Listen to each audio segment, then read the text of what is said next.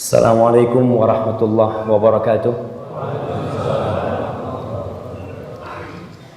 Alhamdulillah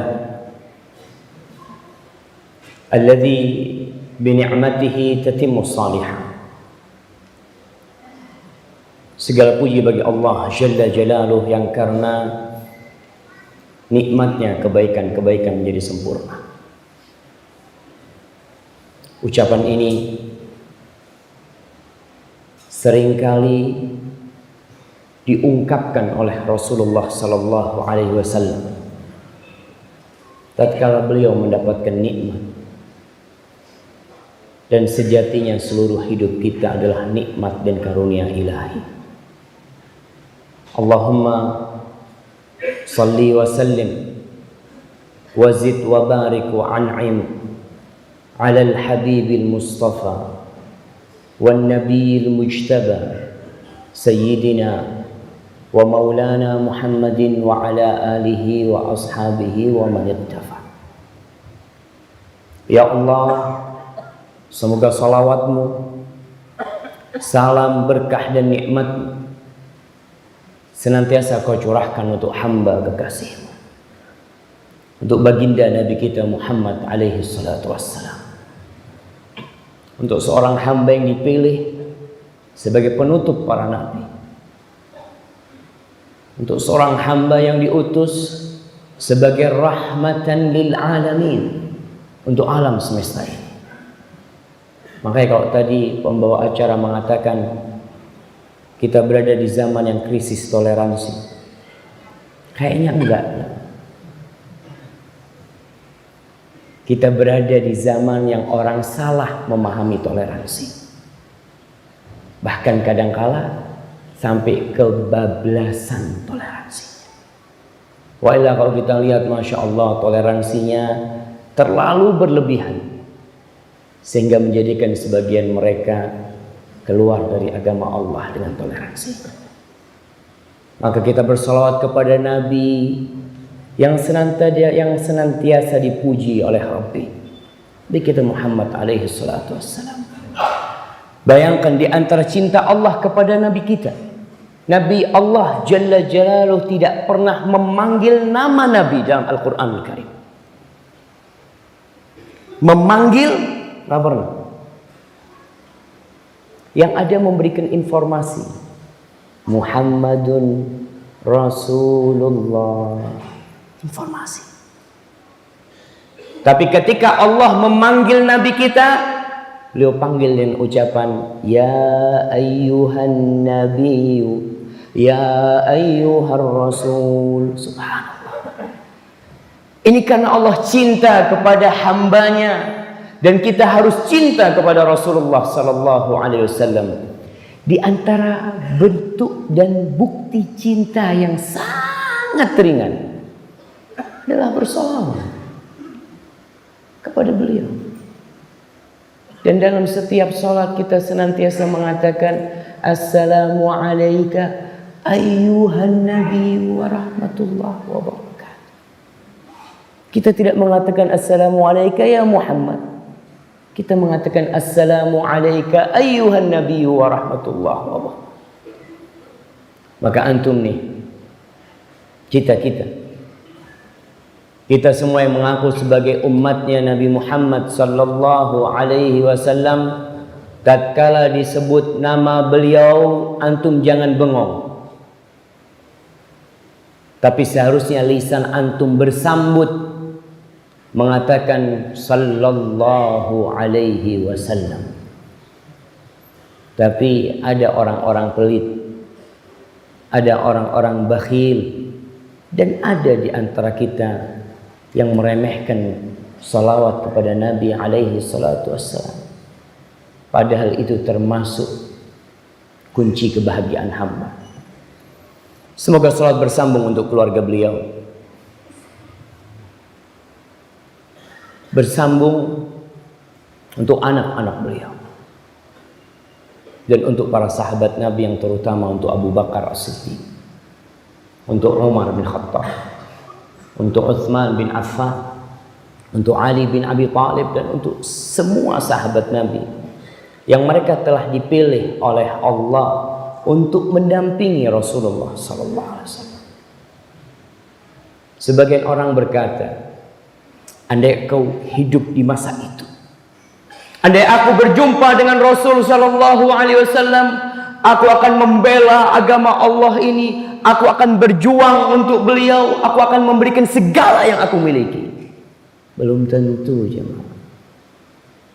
Ada orang-orang yang berjumpa dengan Rasulullah sallallahu alaihi wasallam, Allah sungkurkan wajahnya dalam api neraka. Apakah Abu Lahab tidak berjumpa dengan Nabi? Berjumpa. Abu Jahal tidak berjumpa dengan Nabi? Berjumpa. Ibn Ubay bin Salul, Ra'sul Munafiqin, tidak berjumpa dengan Nabi? Berjumpa dengan Nabi SAW. Kita nggak tahu apabila kita hidup di masa itu, maka antum syukuri, antum lahir Islam, dapat nikmat dari Allah Subhanahu wa taala, hidup di keluarga yang Islam, dan semoga mati husnul khatimah. Amma ba'd, ahibati fillah. Pagi hari, tepatnya di pertengahan bulan Syawal 1438 Hijriah, kita perlu mengulangi kajian kita tentang toleransi, yang sebenarnya ana rasa tidak perlu buat antum. Ana lihat wajah-wajah yang ada di masjid ini, wajah-wajah yang penuh dengan toleransi. Tapi ada orang-orang di luar yang salah memahami toleransi. Yang sebagian di antara mereka tidak pernah datang ke rumah Allah, tidak pernah ngaji, tidak pernah membaca Al-Quranul Karim dengan tafsirnya, sehingga mereka mengeluarkan pernyataan-pernyataan tentang toleransi yang kebablasan. Sebagian mengatakan semua agama sama. Semua agama sama. Siapa yang mengatakan itu?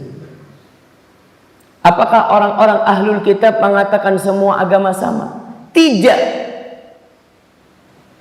Orang Nasara tidak mengatakan semua agama sama. Bahkan mereka gencar melakukan pemurtadan di banyak tempat, karena mereka tahu semua agama tidak sama. Mereka meyakini hanya agama mereka yang benar.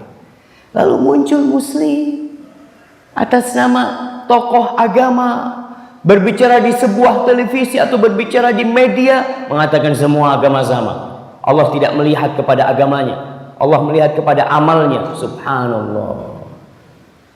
Ya, mungkin dia tidak membaca tadi surat yang dibaca oleh imam di rakaat kedua. Qul ya ayyuhal kafirun. Sebagian orang, Masya Allah, sensi kalau dengar ucapan kafir. Kenapa kau sensi? Padahal itu kau baca, disunahkan dibaca sebelum subuh, disunahkan dibaca 2 rakaat setelah maghrib. Senantiasa disunnahkan kau membaca Qul ya ayyuhal kafirun la a'budu ma ta'budun. Bicara tentang ibadah, bukan bicara tentang muamalah. Dan di akhir ayat apa yang dikatakan? Lakum dinukum syuf waliyadin. Nggak sama. Agamamu sama nggak sama. Tapi kalau kamu bicara toleransi, jangan mengajari ikan berenang. Antum kalau membaca tulisan sejarawan barat, orientalis dari barat, yang mereka mengkaji tentang Islam dengan benar, akhirnya mereka masuk Islam. Banyak cuma itulah, ketika ada orientalis yang masuk Islam, apa media barat akan mengangkatnya? Lah, taruh di kotak, taruh di laci. Kalau bisa bukunya jangan dicetak. Karena mereka tahu bahwasanya usaha media untuk menutup cahaya Islam itu terus dilakukan. Makanya kalau mau ngajarin umat Islam toleransi, salah kau. Dan biasanya umat Islam dituntut toleransi kalau mereka mayoritas. Dituntut untuk toleransi. Nggak usah diajarin. Tatkala Islam menjadi sebuah negara yang terbentang sampai ke dataran Eropa, sampai ke Kazakhstan, sampai ke sana, jangan tanya, Islam sudah bertoleransi. Tapi tatkala umat Islam minoritas, jangan bicara toleransi. Maka ini kadangkala yang tidak dimengerti oleh sebagian umat Islam yang belajar Islam di negeri barat, belajar Islam di McGill di Kanada, belajar Islam di Sorbonne, pulang anak baru mendapatkan Islam di Eropa. Aji, iya. Jadi selama ini kau di Indonesia nggak dapat, nggak ada. Islam itu tertib kalau ngantri, subhanallah. Semut tertib kalau ngantri. Kita lihat semut itu tertib kalau ngantri. Kalau kita bicara tentang antrian, nah Islam mengajarkan kepada ketertiban, kepada kebersihan, kepada kedisiplinan. Tapi Islam mengajarkan tauhid kepada Allah Jalla Jalla.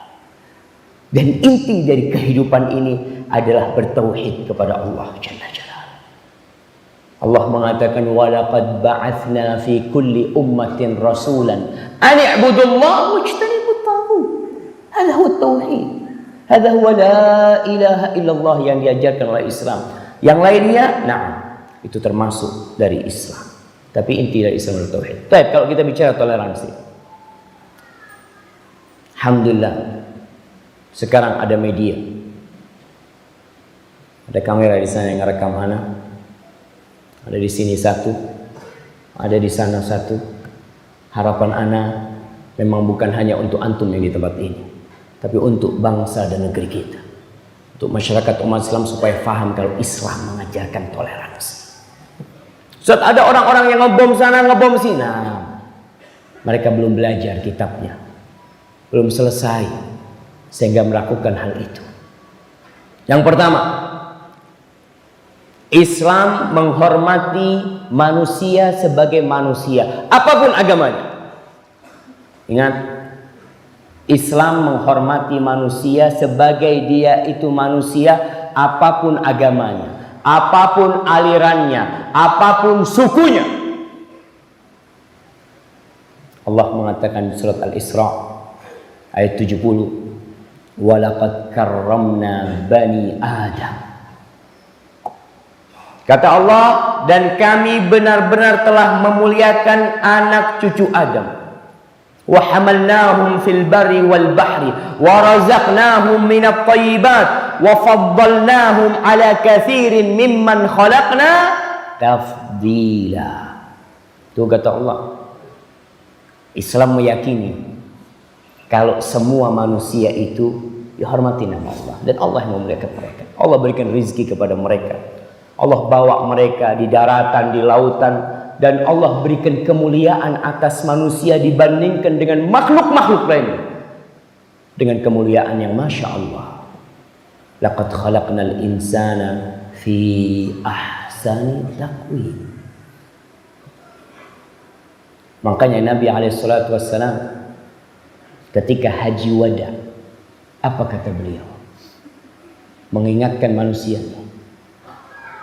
Beliau berpidato menyeru sahabat-sahabatnya, ala kullukum min Adam wa Adam min turab. Kalian tahu kalian semua dari Adam dan Adam dari tanah. Ala la fadla li Arabiyyin ala a'jami wala li a'jamiyyin ala Arabi wala li ahmar ala aswad wala li aswad ala ahmar illa bittaqwa. Penghormatan kepada kemanusiaan, subhanallah. Kata Nabi, kalian semua dari Adam dan Adam dari tanah. Kalian lihat tanah yang kalian injek, kalian lihat tanah yang kadangkala kalian cangkul, kalian lihat tanah yang kadangkala ada di got-got, tuh asal kalian. Tidak ada keutamaan orang Arab di atas orang non-Arab. Orang non-Arab juga tidak lebih mulia dari orang Arab. Orang yang putih tidak lebih mulia dari yang hitam. Dan yang hitam tidak lebih mulia dari yang putih. Illa bittaqwa, kecuali dengan ketakwaan. Dalam hadis riwayat Bukhari dan Muslim, ceritakan bahwa Rasulullah SAW lagi duduk-duduk sama para sahabatnya, lalu ada jenazah yang lewat. Beliau berdiri, para sahabat semuanya berdiri. Mereka mengatakan, ya Rasulullah, innaha jinazatu Yahudiyin. Ya Rasulullah, ini jenazahnya orang Yahudi. Apa kata Nabi? Alaysat nafsan, bukankah dia juga jiwa? Berkaitan dengan hukum berdiri ketika melihat jenazah, ada khilaf di antara para ulama, apakah hukum itu tetap atau sudah mansukh. Karena setelah itu Nabi tidak berdiri. Ada yang mengatakan Nabi meninggalkan hal itu untuk menunjukkan kalau itu hanya sunnah saja, bukan sesuatu yang wajib. Karena beberapa riwayat mengatakan, "Qumu," kata kalian bangun, kata Nabi SAW. Baik, tapi di sini ada kehormatan, itu jenazah orang Yahudi. Ketika Abu Thalib meninggal dunia, apa kata Nabi SAW kepada Ali bin Abi Thalib? Qum fawari. Abah, bangun kau kuburkan bapakmu. Kata Ali, dia mata musyrik. Kata dia, kuburi. Tidak dibiarkan begitu saja jiwa walaupun mati dalam kondisi musyrik.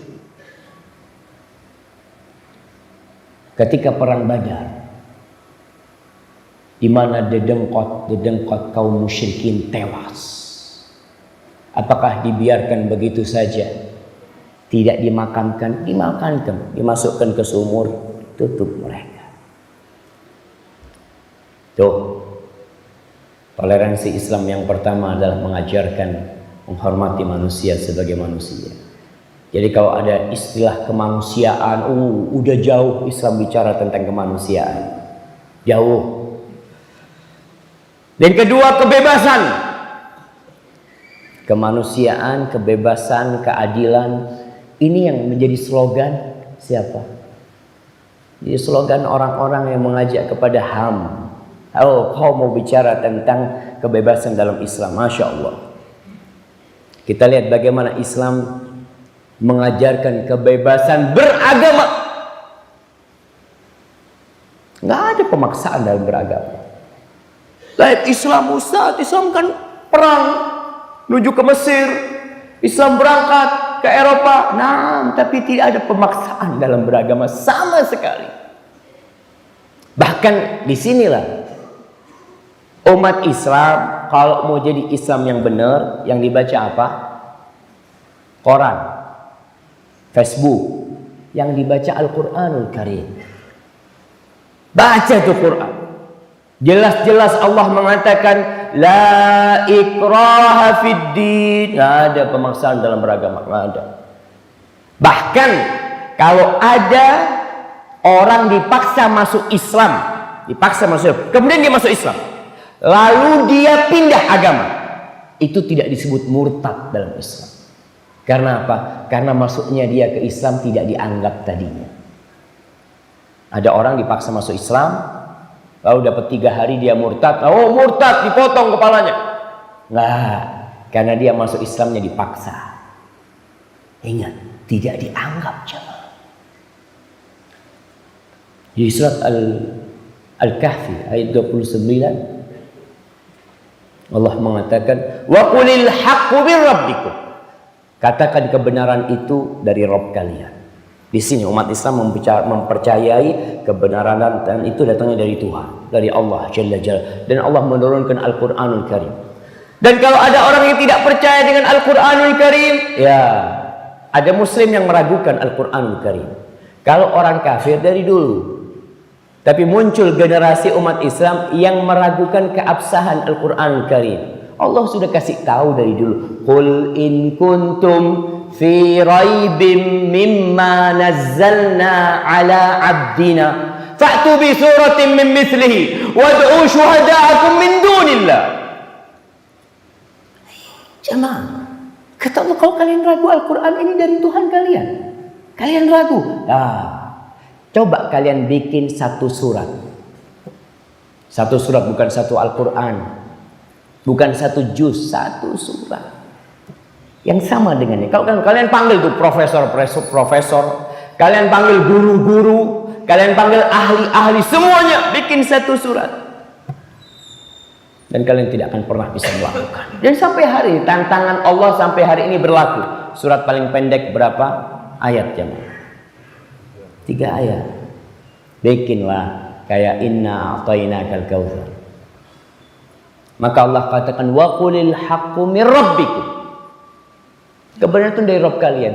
Tapi Allah mengatakan faman syaa'a falyu'min wa man syaa'a falyakfur. Barang siapa yang ingin beriman, tafadhol beriman. Yang ingin kufur, monggo. Bahkan di surat lain Allah mengatakan in takfuru antum wa man fil ardi jami'an fa innallaha ghaniyyun hamid. Kalau kalian semuanya kufur, semua penduduk bumi yang jumlahnya berapa miliar sekarang? 7 miliar, 8 miliar, semuanya, dan semua bangsa jin, itu semuanya kufur, itu tidak akan mengurangi kekayaan Allah. Allah tetap maha kaya dan Allah tetap maha terpuji. Nih kebebasan. Tatkala Islam masuk ke Andalusia, apakah dipaksa orang-orang Spanyol untuk masuk Islam? Tidak. Tatkala Islam masuk ke Mesir, apakah dipaksa orang-orang Egypt untuk masuk Islam? Enggak. Sampai hari ini ada tuh gereja-gereja kuno, mulai zamannya Amr bin As ketika masuk ke Mesir. Sampai hari ini. Karena tidak ada pemaksaan dalam Islam. Berbeda dengan orang-orang Nasoro, dengan Ratu Isabella dan Raja God dan Bapa Paulus keberapa tatkala menguasai Spanyol kembali, dipaksa. Jangan ada orang yang namanya Muhammad, jangan ada. Jadi dari dulu jemaah, kalau sekarang muncul orang ke Amerika, orang kok namanya Muhammad diperketat, sebenarnya ini warisan siapa? Warisan Isabella dan Raja God di Andalusia. Nggak boleh ada nama Muhammad di Andalusia. Kita apa ngurusin nama di sini jemaah? Agamanya tetap Nasara, tafadhol. Mau namanya apa, tafadhol. Tapi mereka memang warisan. Di sini kalau mengatakan kebebasan, enggak, kau bohong. Cuma menang omongan, dan itu penting jemaah. Kadangkala media ini memutarbalikkan fakta. Dan kita sudah sampai masanya di mana Rasulullah sallallahu alaihi wasallam mengatakan yukhawwanu fiha al-amin wa yu'tamanu fiha al-kha'in. Di masa orang yang amanah dikatakan pengkhianat, orang yang pengkhianat dikatakan amanah. Yusaddaqul kadhib wa yukadzdzabus shadiq. Orang yang benar ngomongnya dikatakan pendusta, orang yang pendusta dieluk-elukan. Kita sampai ke masa itu, dan media yang senantiasa melakukan hal itu. Maka yang antum sebagai umat Islam ya harus memanfaatkan media dengan cara yang benar untuk menampakkan bagaimana kebebasan dalam Islam. Thomas Arnold, dia salah satu orientalis yang masuk Islam. Dia mengatakan kita tidak pernah mendengar satupun usaha memaksa orang di negeri-negeri yang dikuasai oleh Islam untuk masuk Islam. Kalau itu terjadi, habis Nasoro itu. Di Andalusia kan ada. Habis itu Nasoro di Palestina, kata dia. Sangat mudah jamaah Islam untuk melakukan itu. Ratusan tahun Islam berada di mana? Di Palestina. Sampai datangnya Salibiyin. 800 tahun Islam berada di Andalusia. Apa nggak bisa membumi hanguskan semua orang yang tidak mau masuk Islam? Bisa. Tapi itu bertentangan dengan syariat Islam.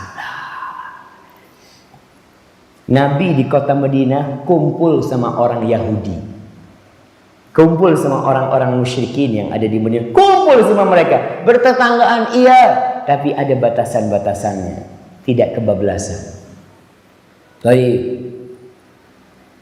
Yang pertama tadi udah, sekarang yang keberapa? Yang kedua, kemudian yang ketiga, bicara keadilan. Keadilan bahasa Inggrisnya apa?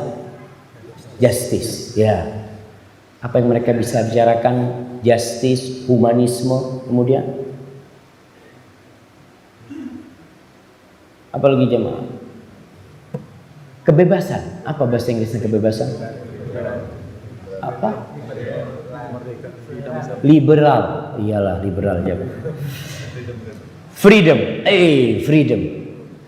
Nah, itu yang mereka bicarakan. Ayat kita bicara keadilan Islam. Di surat An-Nisa ayat 58, Allah mengatakan innallah ya'murukum an tu'addul amanat ila ahliha wa idza hakamtum bainan nas. Ingat, bainan nas. An tahkumu bil adli. Innallaha ni'imma ya'idzukum bihi innallaha kana sami'an basira. Nih. Kata Allah, Allah menyuruh kalian untuk menunaikan amanat kepada pemiliknya. Muslim, kafir, semuanya. Kalian tunaikan amanat. Dan kalau kalian menghukumi di antara bainan nas, bukan bainal muslimin. Ingat, bainan nas. Maka kita akan melihat bagaimana Rasulullah sallallahu alaihi wasallam ketika di Madinah Yahudi ribut sama Ansor, itu Nabi bertindak adil jamaah. Karena Allah mengatakan wa idza hakamtum bainan nas an tahkumu bil adl. Kalian harus berhukum dengan adil. Jangan karena kalian penguasa kemudian kalian mendolimi yang lemah. Itu terjadi. Penguasa-penguasa yang zalim, mereka meninggalkan keadilan. Jemaah rahimakumullah. Masya Allah. Dalam hadis riwayat Abu Dawud, Rasulullah sallallahu alaihi wasallam mengatakan, "Ala man zalama mu'ahadan aw intaqasahu أو كلفه فوق طاقته أو أخذ منه شيئا بغير طيب نفس فأنا حجيجه يوم القيامة." Ini keadilan kepada orang ahlul kitab, kepada orang kafir yang hidup di negeri Islam, yang hidup bersama kaum muslimin. Barang siapa yang mendolimi mereka atau mengurangi hak mereka atau memberikan beban kepada mereka yang tidak mampu mereka lakukan atau mengambil sesuatu tanpa keridhaan mereka, aku akan menjadi lawan dia kelak pada hari kiamat. Bayangkan jemaah, ini orang kafir. Rasulullah SAW mengatakan ana hajijuhu yaumil qiyamah, aku yang akan jadi lawan dia nanti pada hari kiamat, dan aku akan yang membela orang kafir itu nanti pada hari kiamat. Kenapa kau zalimin dia? Sedangkan Islam mengajarkan keadilan. Di masa Ali bin Abi Thalib, sebutkan dalam As-Sunanul Kubra karya Al-Imam Al-Baihaqi tentang kisah bagaimana keadilan Islam ketika hukum itu di sebagian negeri sudah dilupakan. Keadilan sudah tidak ada. Rasa keadilan tidak dirasakan oleh rakyat. Umpamanya, nih, bagaimana ketika itu Ali menjadi khalifatul muslimin, menjadi amirul mukminin, yang kekuasaannya bukan hanya di Mekah, tapi di Jazirah Arab, yang kekuasaannya melewati Mesir sampai ke dataran Tunis, Aljazair, itu semua di bawah kekuasaan Ali bin Abi Thalib. Ali suatu hari berangkat ke pasar melihat baju besi dia dijual. Yang menjual orang Yahudi. Kata Ali, dir'i, ini baju besiku. Kata orang Yahudi, milikku ada di tanganku. Milikku ini. Kata, enggak, ini punya aku, hilang ini. Kata dia, enggak, ini punya aku jual. Kalau mau beli, fadhol.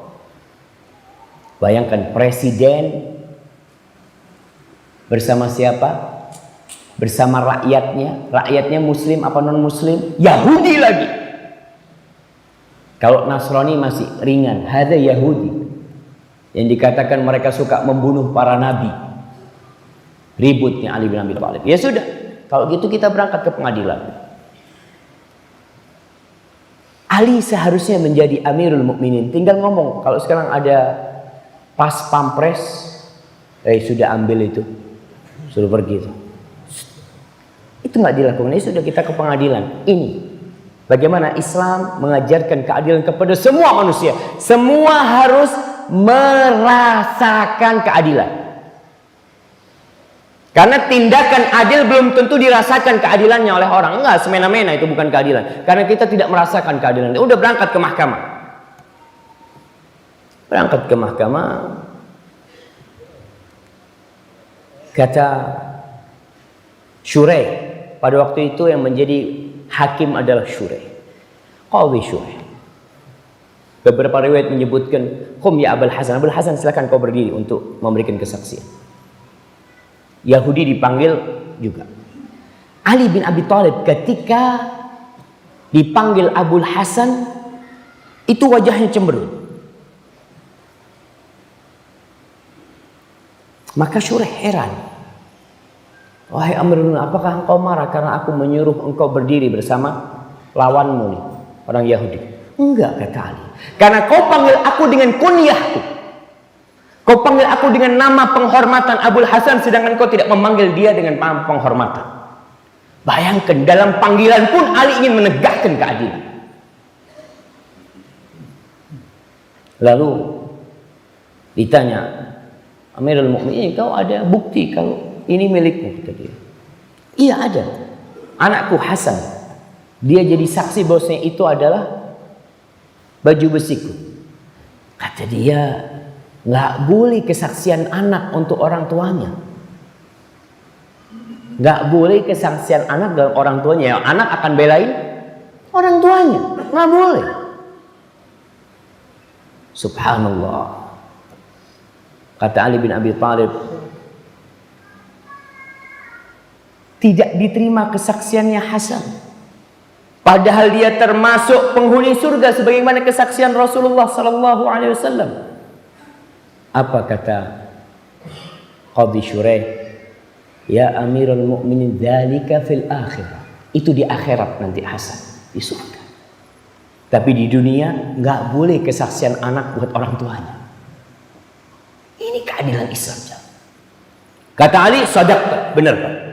Ali mengatakan, benar kok. Sudah, kalau gitu baju besinya punya Yahudi. Apa kata orang Yahudi ini? Allah. Dia mengatakan, Amirul Mukminin, wahai Amirul Mukminin, engkau membawa aku ke hakimnya yang itu adalah hakim Muslim, hakim. Dan ternyata hakim itu memberikan vonis untukku. Apa kata orang Yahudi ini? Asyhadu an la ilaha illallah wa asyhadu anna Muhammad Rasulullah. Ini milikmu wahai Amirul Mukminin. Itu jatuh ketika kau jalan di malam hari dan aku ambil. Masuk Islam, dia merasakan keadilan. Maka kalau ada orang-orang yang mengatakan Islam tidak toleransi, kau lihat dalam hukum pun ketika Islam yang berkuasa, Islam yang berada di atas, nih rakyat Yahudi adalah rakyat pinggiran mungkin dia, yang tidak punya pembela-pembela. Tapi ternyata tetap, Masya Allah. Ana izin minum dulu jamaah.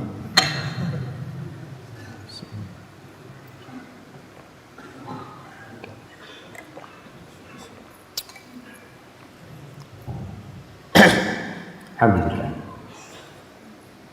Baik. Apa yang Ali lakukan setelah orang ini masuk Islam? Dihadiahkan Oh, kayaknya anak salah pegang jemaah. Dihadiahkan itu baju besi kepada orang Yahudi. Jemaah, apa yang lebih Ali sukai? Baju besi itu kembali kepada dia atau Islamnya orang Yahudi itu? Islamnya orang Yahudi. Ali dapat pelajaran dari Rasulullah SAW ketika perang Khaybar tahun ke-7 Hijriah. Tatkala Nabi mengatakan kepada Ali bin Abi Thalib, "Imdi ala rislik." Ali, kau berangkat. Unfut ala rislik, kau sekarang pergi. Hatta ta'tiya bisahatihim. Sampai kau berada di tempat mereka, tempat orang-orang Yahudi, Khaybar. Thumma ad'uhum ila Islam. Islam itu tidak suka darah satu dikucurkan. Lah. Maka Ali diperintah, ud'uhum ilal Islam, panggil mereka kepada Islam, ajak mereka kepada Islam. La ayyahdiyallahu bika rajulan wahidan khairun laka min humrin na'am. Satu orang Yahudi bisa masuk Islam, satu orang. Gara-gara kau menjadi penyebabnya, itu lebih baik daripada onta merah. Maka di sini Ali bahagia banget tatkala orang Yahudi itu masuk dan dihadiahkan kepada dia. Ini kalau kita bicara keadilan. Baik, yang keempat, dalam urusan muamalah. Kita punya tetangga Yahudi, kita punya tetangga mungkin yang di sini Hindu, kita punya tetangga yang Buddha, punya tetangga Nasara, punya tetangga apapun agamanya. Bagaimana sikap kita terhadap mereka? Baca tuh surat Al-Mumtahanah ayat 8. Allah mengatakan, la yanhaakumullah 'anil ladzina lam yuqatilukum fid din wa lam yukhrijukum min diyarikum an tabarruhum wa tuqsitu ilaihim. Innallaha yuhibbul muqsitin. Ayat 7 ayat 8. Kata Allah, Allah tidak melarang kalian untuk berbuat baik, untuk berbuat adil kepada siapa? Kepada orang-orang yang tidak memerangi kalian fiddin, dalam agama. Siapapun orangnya, asalkan dia tidak memerangi kita, asalkan dia tidak mengusir kita dari tempat kita, maka kita diperintahkan berbuat baik kepada mereka. Allah cinta kepada orang-orang yang berlaku adil. Terus kenapa ada perang? Kenapa sejarah Islam mencatat adanya pembunuhan-pembunuhan, darah yang dikucurkan? Ya, ini kau harus paham. Innama yanhaakumullah 'anil ladzina qataluukum fid-din. Yang Allah larang kalian berbuat baik adalah kepada orang-orang yang memerangi kalian dalam urusan agama. Nggak boleh kita memerangi orang-orang Islam, membantu umat-umat Islam, lalu kita berbuat baik terus sama mereka. Nggak boleh. Gimana kau berbuat baik sama mereka? Nggak boleh. Wa akhrajukum min diyarikum, dia mengusir kalian dari kampung kalian. Wa zaharu ala ikhrajikum, dan dia membantu mendukung pengusiran kalian. Antawallauhum, nggak boleh kalian memberikan loyalitas kalian kepada mereka. Muamalat tafadhal, tapi loyalitas, urusan cinta, dukungan nggak boleh. Wa may yatawallahum, barang siapa yang menjadikan orang-orang kafir, Masya Allah, barang siapa yang menjadikan mereka orang-orang kafir yang memerangi umat Islam sebagai teman-teman mereka, pelindung-pelindung mereka, maka mereka adalah orang-orang yang zalim. Masya Allah. Kayaknya mic-nya udah capek ya, Mak. Jadi ingat bahwa kita berbuat baik kepada orang-orang non-muslim. Oke. Ustaz, jangan ngomong orang kafir, Ustaz. Tidak etis. Ngomong non-muslim. Ya. Bedanya non-muslim sama kafir apa? Sama aja. Cuma Allah menyebut mereka kafir. Dan orang-orang kafir menyebut kita kafir. Sama. Apakah orang-orang Nasoro menyebut kita non-Nasoro? Mereka menyebut apa? Domba-domba yang tersesat. Bayangkan kita disebut domba aja.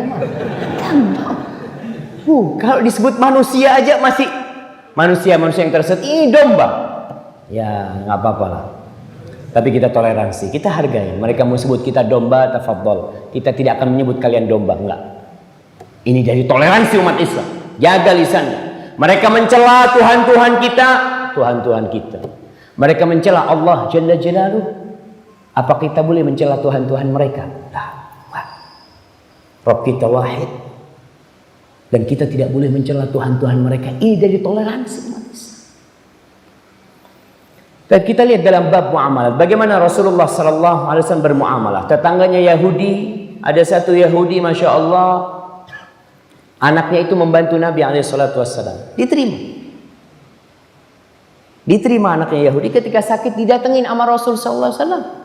Didatengin ke rumahnya, dibesuk dan diajak masuk Islam dan masuk Islam kemudian. Dalam Islam, bagaimana hubungan anak sama bapak ibunya yang kafir? Tetap anaknya wajib berbakti. Bayangkan. Kan kadang-kala ada orang lain agama, sudah selamat tinggal. Wah, dalam Islam tetap berbakti. Allah mengatakan di surat Luqman, "Wa in jahadaka 'ala an tusyrika bima laysa laka bihi 'ilmun fala tuti'huma." Kalau orang tuamu memaksamu, nih maksa. Kadang-kala orang tua seperti itu. Kita lihat peristiwa bagaimana sebagian sahabat dipaksa untuk keluar dari Islam. Dan sampai hari ini ada di negeri kita. Pemaksaan kepada anak-anak yang umpamanya masuk Islam oleh keluarganya. Dilakukan tindakan-tindakan kezaliman kepada mereka. Tapi dalam Islam, kalau ada orang tua yang memaksa anaknya untuk berbuat syirik, fala tuti'huma, jangan taat. Jangan taat, nggak boleh patuh kau. Tapi engkau tetap wasahibhuma fid dunya ma'rufa. Engkau wajib berbakti kepada keduanya, menemani keduanya dengan cara yang ma'ruf. Tetap. Orang tuanya kafir nggak, anak nggak akan kasih makan biar dia masuk Islam. Boleh anak seperti itu. Ayahku, ingat kau sudah sakit-sakitan, aku nggak akan kasih makan kau sampai kau masuk Islam. Boleh? Boleh jemaah. Tetap kau kasih makan orang tuamu. Kau rawat orang tua. Dan ini yang menunjukkan indahnya Islam. Al-Auza'i pernah kedatangan satu orang dari Tastur, dari daerah Irak atau Iran sana, ke Libanon.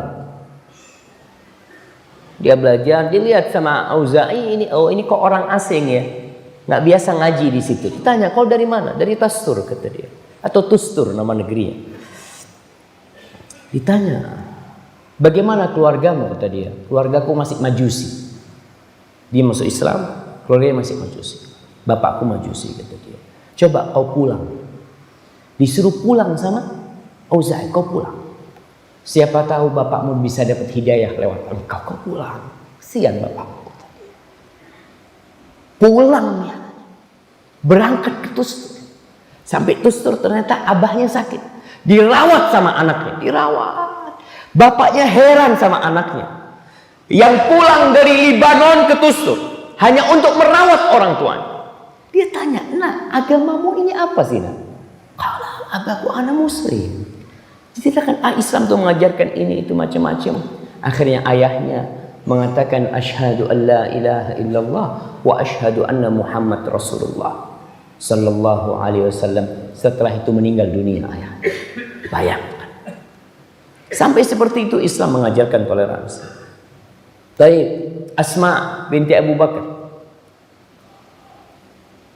Ibunya dia musyrik. Suatu hari datang ke Madinah. Mau jumpain Asma. Anaknya mau dijumpai. Asma takut. Dia laporan kepada Nabi SAW. Ya Rasulullah, inna ummi qadimat wahya raghibah. Wahai Rasulullah SAW, ibuku datang dalam kondisi dia masih musyrik. Apa yang harus aku lakukan? Apa kata Nabi SAW? Sili ummaki. Tetap kau jaga silaturahim dengan ibumu. Kau berbuat baik sama ibumu. Seperti ini Islam mengajarkan jamaah. Jadi ada keponakannya yang non muslim, oh jangan dibantu dalam Islam, kau bantu. Saat dia musyrik, ya kau bantu. Dengan ini mungkin ada hidayah Islam buat dia. Kita enggak kadang-kala jamaah, selamat tinggal. Kecuali mereka memerangi. Ini enggak kadang-kala, kita yang harus berusaha ngambil hati mereka. Al-Imam Bukhari dalam kitabnya Al-Adabul Mufrad meriwayatkan dari Mujahid bin Jabr bahwa Abdullah bin Amr bin As, ini ada orang-orang kumpul di rumahnya Abdullah bin Amr bin As.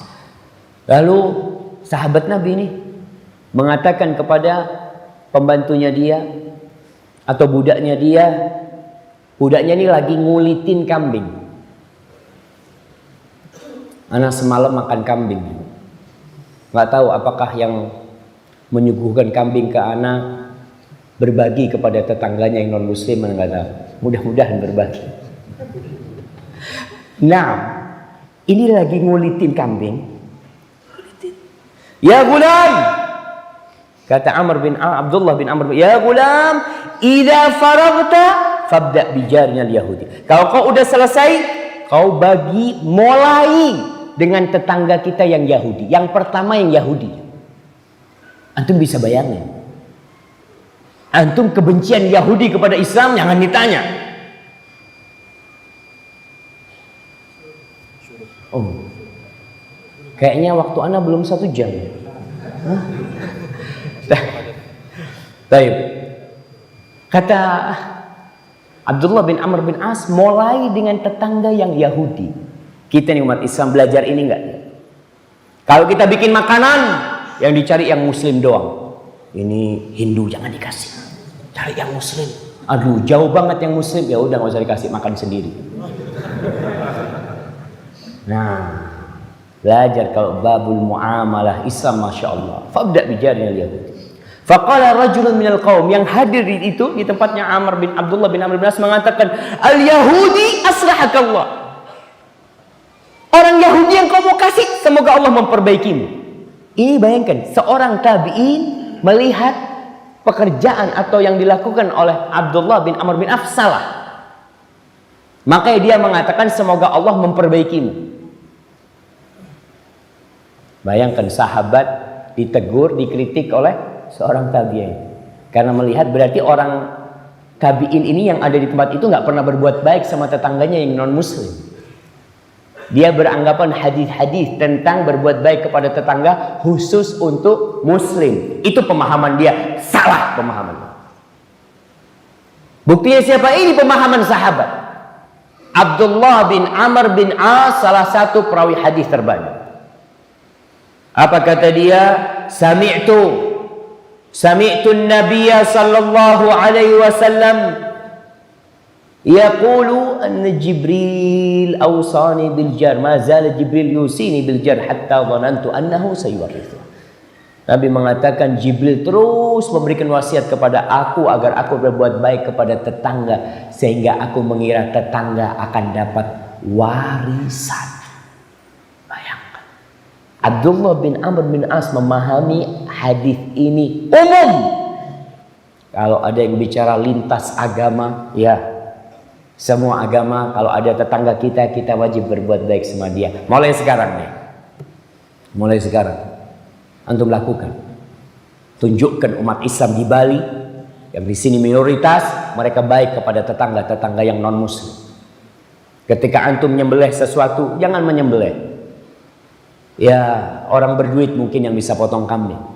Tapi kau mungkin bikin kue. Aroma kue itu tercium ke tetanggamu. Kau goreng pisang, goreng pisang.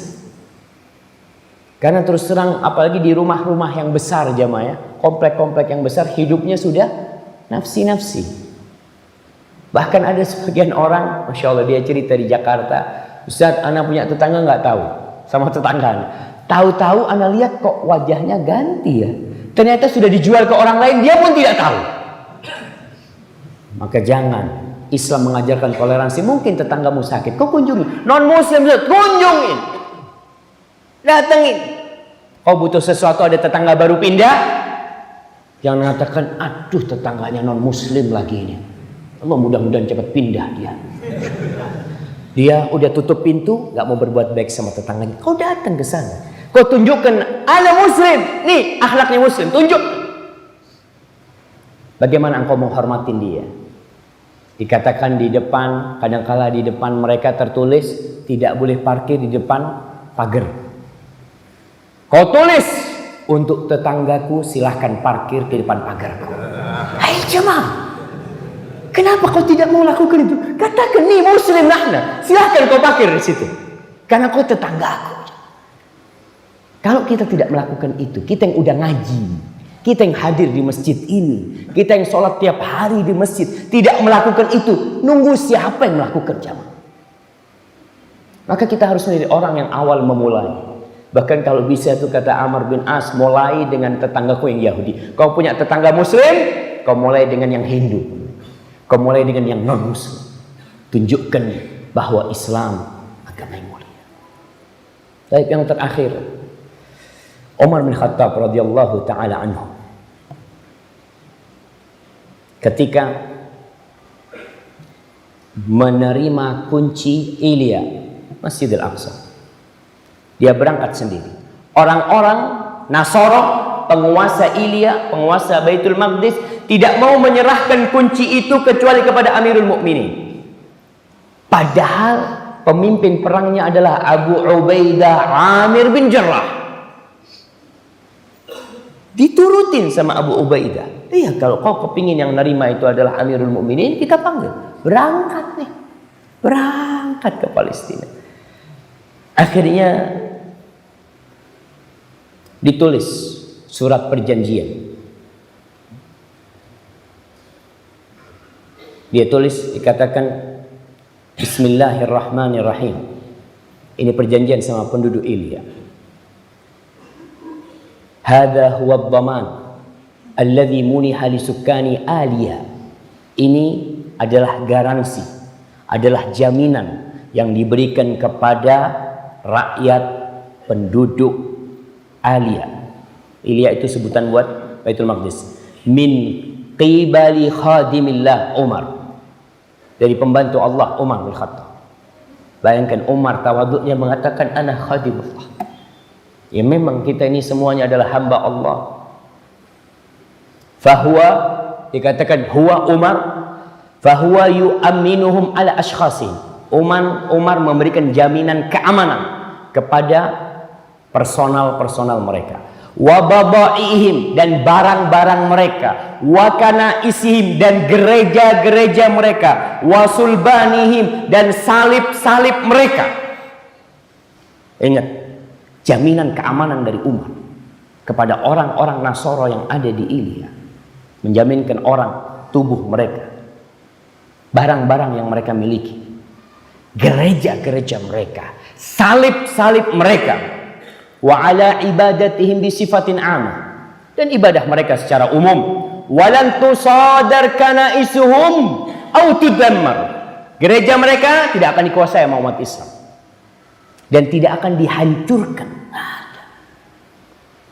Jadi Islam, bayangkan, menghormati jemaah gereja ya fadhol. Maka tatkala Islam masuk ke Andalusia, antum baca sejarah Andalusia jemaah. Tatkala Islam masuk ke Spanyol sampai ke Cordoba, itu kalau antum lihat sekarang Jami' Cordoba, yang katedral yang terbesar yang ada di sana, itu miliknya orang Nasara. Ketika Islam datang dibeli separuhnya, dibeli, bukan dikuasai, dibeli. Terus separuhnya lagi dibeli lagi. Yang namanya akad jual beli yang mereka mau, karena mereka melihat orang Nasrani udah sedikit, ada apa, terus dipertahankan. Lebih baik dibeli supaya dapat fulus. Dan terjadi ini hari-hari ini kita lihat. Di Amerika, di Eropa, umat Islam membeli gereja, dibeli. Ini dalam kondisi pemimpinnya muslim, tidak dikuasai dengan paksa, dibeli. Kalau sekarang pantas beli, karena memang dia nggak bisa nguasain. Tapi dari dulu umat Islam tidak pernah melakukan, dan ini ditulis jemaah. Walan tufrad alaihim ayya quyud fi mawdu'id din. Dalam urusan agama tidak akan diberikan catatan-catatan syarat-syarat yang memberatkan mereka. Walan yata'arrad ahadun minhum lil mudhayaqah. Tidak akan ada satu orang pun di antara mereka yang akan mendapatkan tindasan dari umat Islam. Tidak ada. Ditulis hitam di atas putih.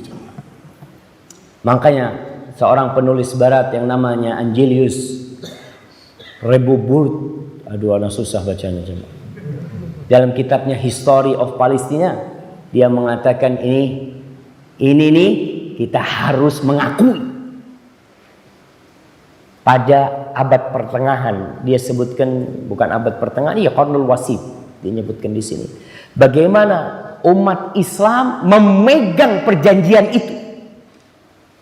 Artinya itu bukan hanya dari Umar, terus setelah Umar meninggal dunia datang khalifah yang selanjutnya Utsman bin Affan. Utsman meninggal dunia, datang khalifah yang selanjutnya Ali bin Abi Thalib, dilanjutkan oleh Muawiyah bin Abi Sufyan, dilanjutkan oleh Bani Abbasiyah. Setelah itu terus dijaga.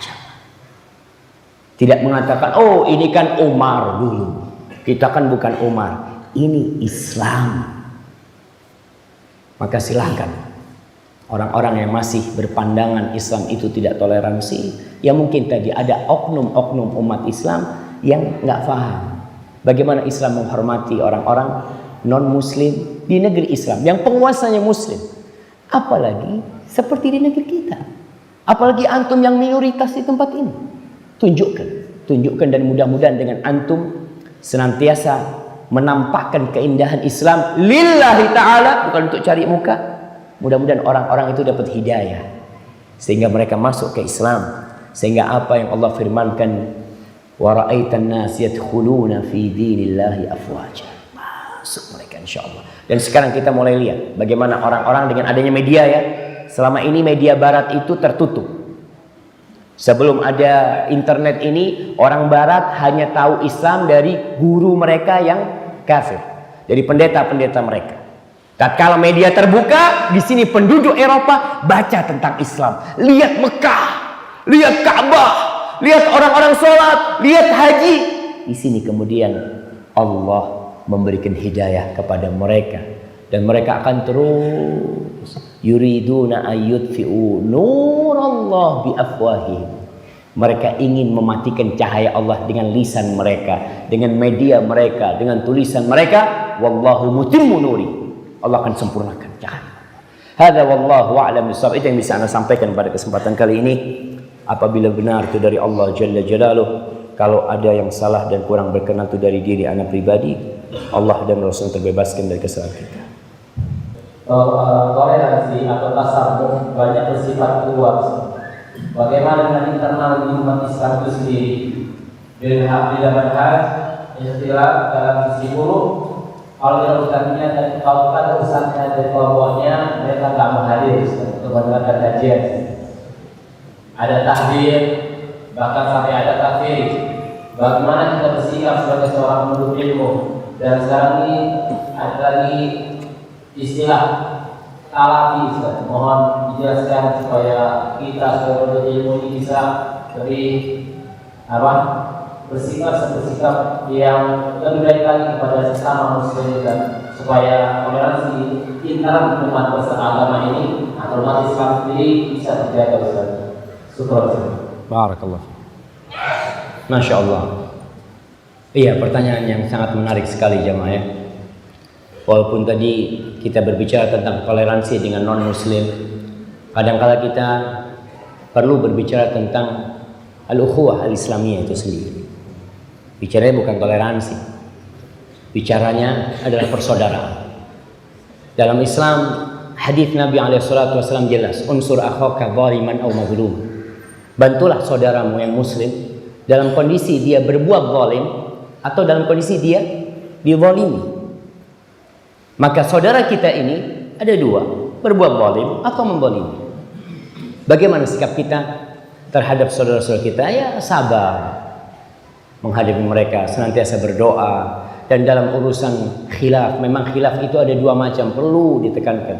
Khilaf itu ada khilaf sa'ir, Khilaf yang memang diperkenankan, ada ruang untuk beda pendapat di situ. Dan ada khilaf yang tidak boleh ada beda pendapat. Dan dalam khilaf yang ada ruang untuk beda pendapat harus berlapang dada. Adapun berkaitan dengan hadir kajian, jamaah itu pilih-pilih ustaz. Sebenarnya wajar aja. Kita ketika di Madinah ada banyak ustaz di Masjid Nabawi. Orang itu mau ngaji, milih. Aku kayaknya nyaman sama ustaz fulan, ya fadhol datang. Aku nggak enak ustaz. Oh wajib hadir, nggak ada kata wajib hadir. Ketika kau memang merasa enggak, aku kok kurang pas sama ustaz, tafadhol, nggak masalah. Tapi tetap kita saling mendoakan, saling menjaga ukhuwah Islamiyah. Karena nggak bisa dipaksakan. Anak kadang-kala ditegur di Jember. Ini ada panitia kajian. Dari Jember datang dia, ada omongan dari masyarakat. Ini kenapa sih orang-orang kalau Ustadz Syafiq yang hadir kok rame? Kalau Ustadz Fulan yang hadir kok cuma sedikit? Ana ngomong, Ana selalu sampaikan, kok hadir ambil manfaat dari ustadz-ustadz yang mereka mengajak kepada sunnah dengan pemahaman salafus saleh kok aja. Tapi mereka tetap tidak hadir. Apa Ana bisa maksa? Nggak bisa.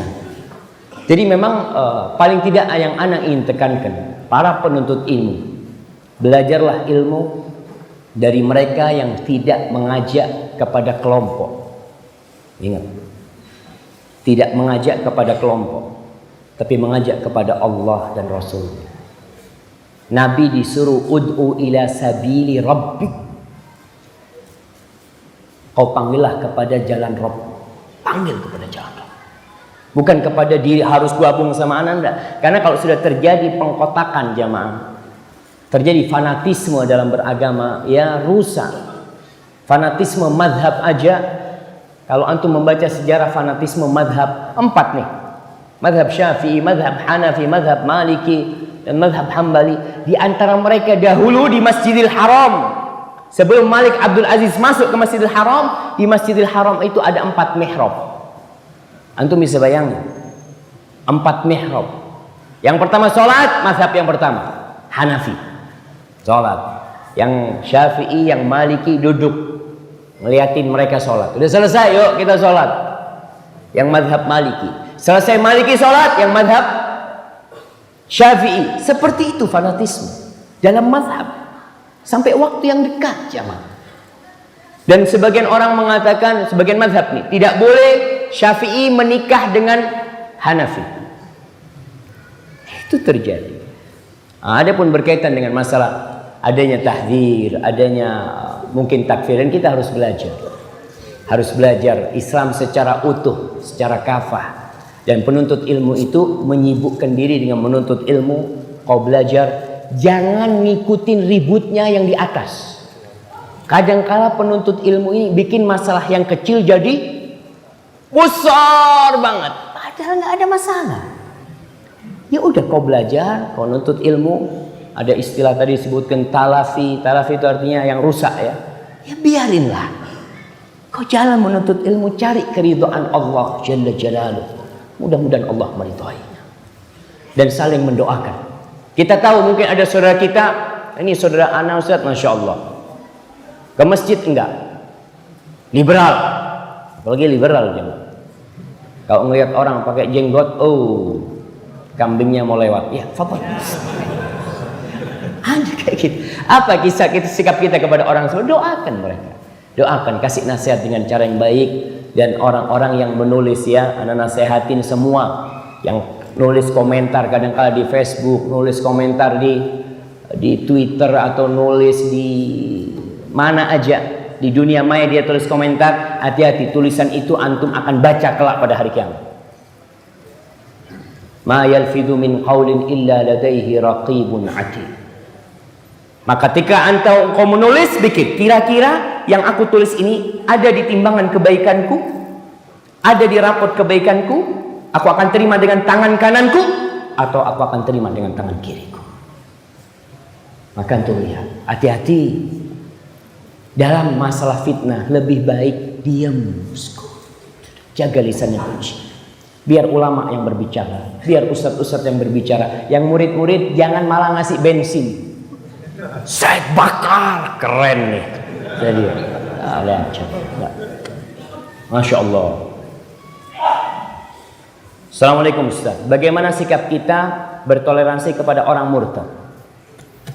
Ya mungkin ada sebagian saudara kita yang murtad jemaah. Karena banyak hal. Salah satu sebabnya kebodohan mereka. Salah satu sebabnya kemiskinan. Salah satu sebabnya jauh dari keluarga yang menjaga dia. Maka pentingnya silaturahim dijaga. Ada teman Masya Allah itu adiknya murtad mau dibunuh sama kakak. Dia datang sama Ustaz, ini mantan preman. Ana ngomong Ustaz, ana udah biasa bunuh orang Ustaz. Ini murtad deh. Bikin malu keluarga, ana mau bunuh. Ana ngomong bang, jangan bang, duduk sini bang. Ana tanya sama bang, dia kok jadi murtad karena apa? Cerita, iya Ustaz. Dia itu menikah sama muslim dulunya, lalu cerai. Lalu hidup sendirian sama anak-anaknya. Ini salah satu sebab. Ketika hidup sendirian keluarga nafsi-nafsi, baru berjumpa setahun sekali. Kira-kira bagaimana kondisi adiknya? Sang kakak nggak tahu ternyata adiknya sudah pacaran sama non-muslim. Maka di sini seorang kakak harus perhatian sama adiknya, sama keluarganya. Dengan adanya media sekarang, Masya Allah, engkau bisa telepon kondisi adikmu gimana, tanya, perhatikan. Ketika dia mau nikah, kau carikan jodoh. Tapi banyak orang sudah nafsi-nafsi. Maka kita yang harus memperbaiki. Bagaimana toleransi dengan saudara kita yang murtad? Ya ajak dia kembali kepada saya. Kau cari penyebabnya apa? Kalau kau lihat kesalahan itu, mungkin kau punya peran di kesalahan itu. Ada.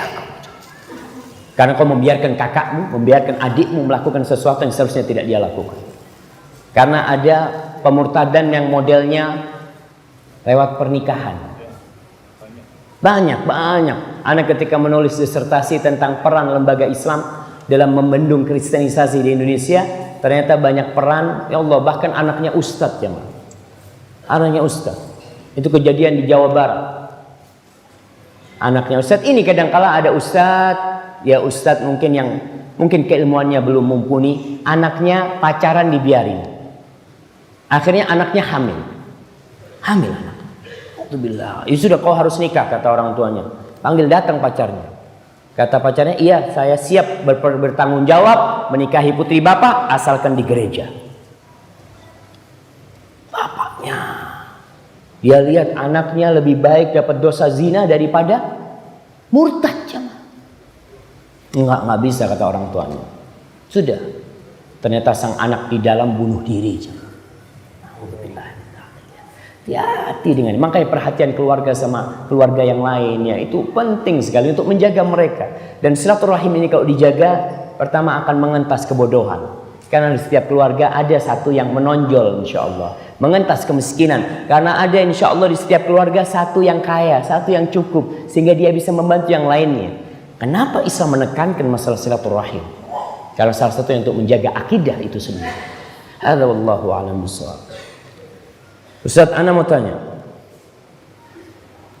bagaimana memakai toleransi dengan benar sesuai dengan surat Al-Kafirun di ayat terakhir? Sebab seperti kita tahu bahwa banyak milisi liberal yang mempengaruhi masyarakat awam memakai toleransi secara berlebihan.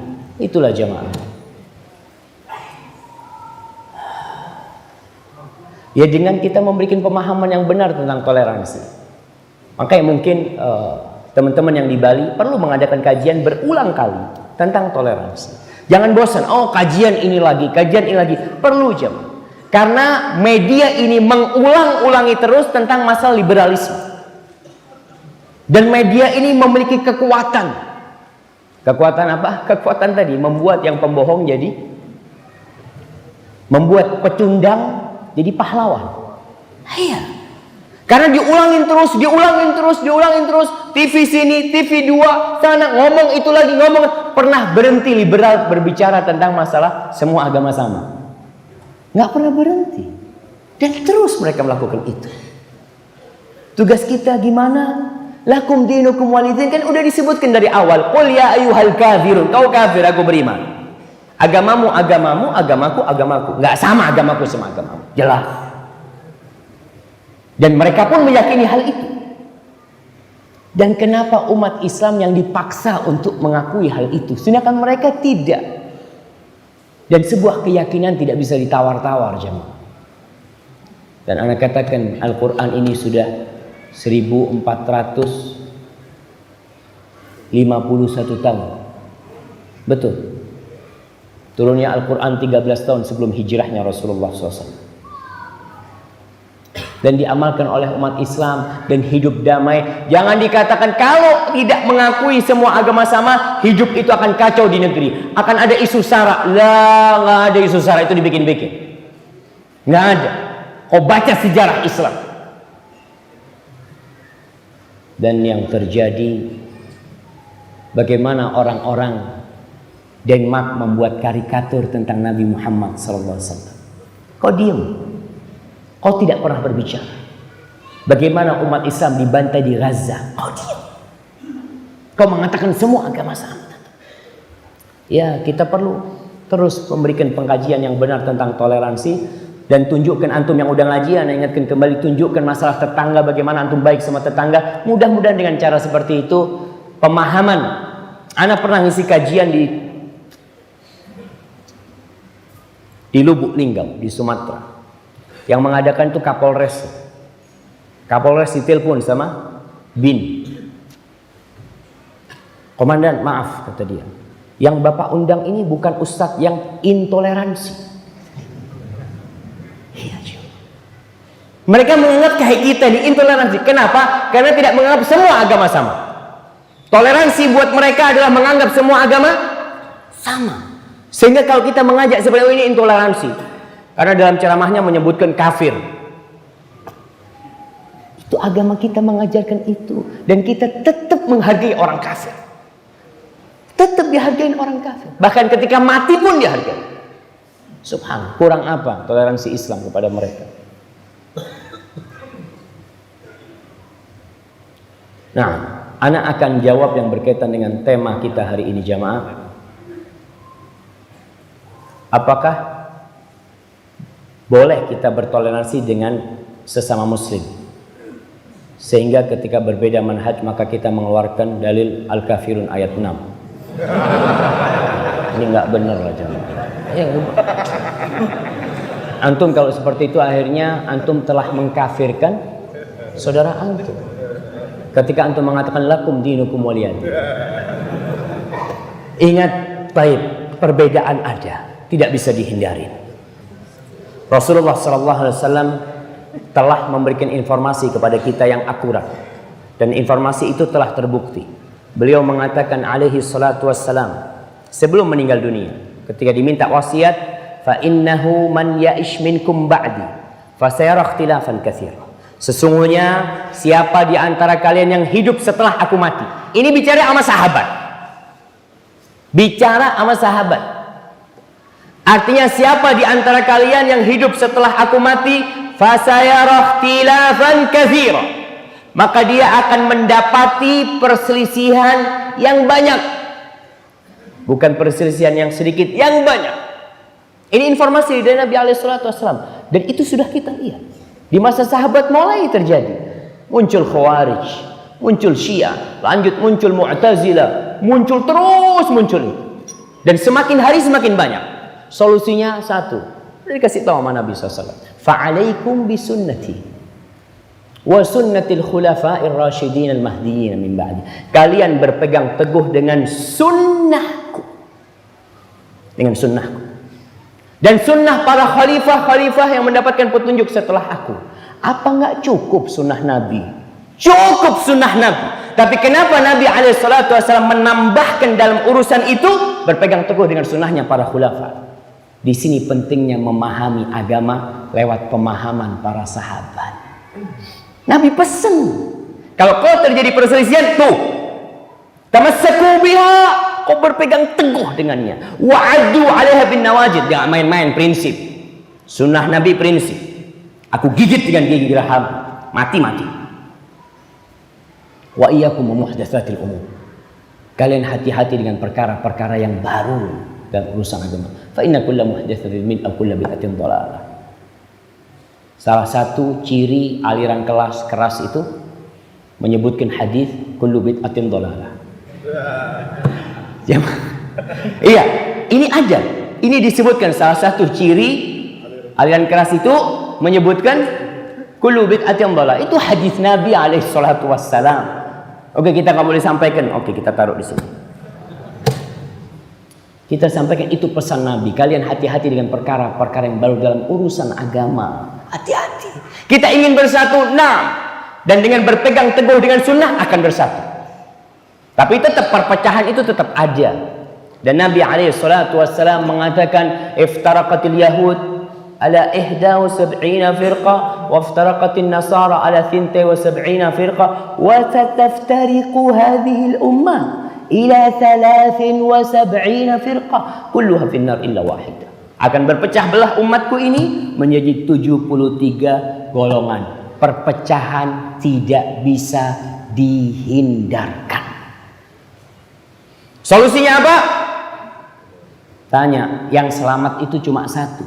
72 di neraka, yang satu selamat. Para sahabat tanya, yang selamat itu siapa? Ma'ana alaihi wa ashabi. Wa ashabi. Ma'ana alaihi wa ashabi. Yang aku berada di atasnya sunnah. Wa ashabi, ini sahabat-sahabat Nabi Muhammad SAW. Memahami Islam dengan pemahaman mereka. Dan tolong kita berusaha menjaga hati jamaah.